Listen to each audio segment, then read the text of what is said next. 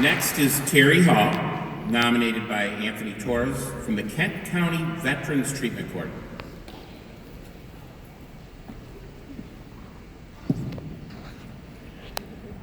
Hello, my name is Terrence Hall. I served for 22 years in the Army before being medically discharged. I had deployments to Guantanamo Bay, Cuba, Iraq, and Afghanistan. And this award is an honor that I can honestly say I never wanted to be eligible for.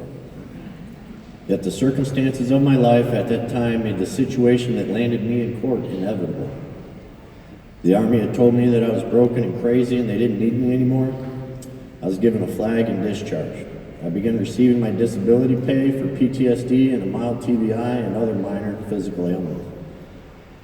I was home about 6 months before my incident. During that time, I was not seeking treatment. I was not utilizing the tools I'd been taught, nor was I utilizing the VA. I was playing lots of video games and systematically increasing my alcohol usage as the need to self-medicate grew. Then one night, I was having a bad night, and it was on that night that 5 officers from the Wyoming Police Department were kind enough to shoot me twice with a taser to begin the process that eventually led me here. Ladies and gentlemen, I do not see myself as a crook or a criminal. I have a bachelor's degree from Northern Michigan University, a law degree from Thomas Cooley Law School, 22 years of honorable military service. But I had lost my way, and along that dark path while I struggled with suicide and depression, I misplaced my dignity.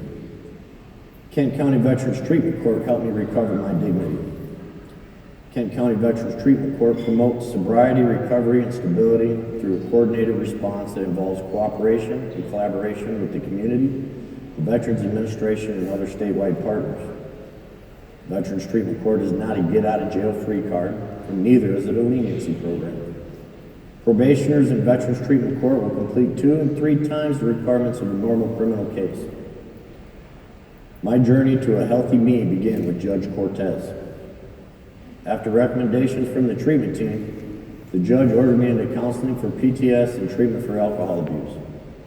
This Veterans Court utilizes treatment teams. They go through your medical records, physical and mental. And with that deeper personal knowledge, they develop a treatment plan tailored to the individual. On top of the normal probationary requirements, probationers are also required to attend medical treatment as the cases warrant. For me, I had to attend a 12-week outpatient cognitive therapy program for PTSD through the Wyoming VA. It's commonly referred to as CTP. After that program, I began to attend the CTP alumni program. It's a program that almost 3 years after I've come off probation, I still attend on the 1st and 3rd Wednesdays of the month. To address the alcohol issue, I was ordered into substance use abuse counseling. There I met Dave Knockford, the owner of Reality Counseling. I still attend his group therapy meetings 2 to 4 times a month. While Dave and I occasionally would have a friendly debate about whether or not I was self-medicating or being a drunk, the reality of the situation is that I am still sober today. My sobriety date is November 18th, 2015.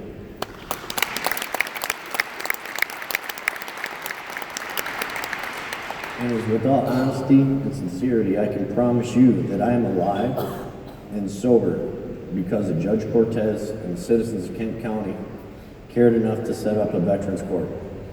And we have a lot of administrators in our Veterans Court. 2 of them are here tonight, and I'd be amiss if I didn't say thank you, Lisa and Sam, for all that you do and have done for me. Part of my getting the proper mental treatment and getting my sobriety back got me into the giving back. And so now I also sit on the board for the Friends of the Kent County Veterans Treatment Court. And I'm a mentor in the program, and for the Wyoming program, one of our big sell points for me is the fact that 5 of the first people that went through the Veterans Treatment Court program are still mentors with that program today. We really work and encourage on building a fellowship amongst the probationers. And with Veterans Treatment Court, it's key because a lot of times at-risk veterans, when they come home and they're discharged, they isolate themselves in their home and they self-medicate, and that leads them down a path that eventually will lead them to in trouble with the law. So when they get into Veterans Court, it's the first time they've met a veteran in 6 months, couple years, 5 years, somebody they can actually talk to. And by creating that friendship with other people with similar trials and tribulations, you can overcome it, and you can stand up, and you can, once again, be a proud member of your community and do the things that are right.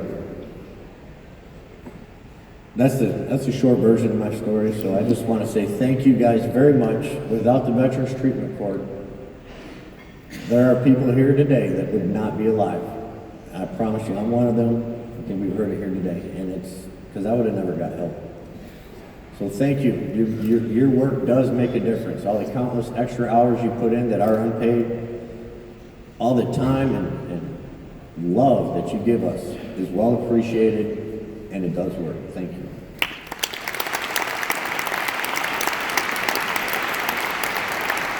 And last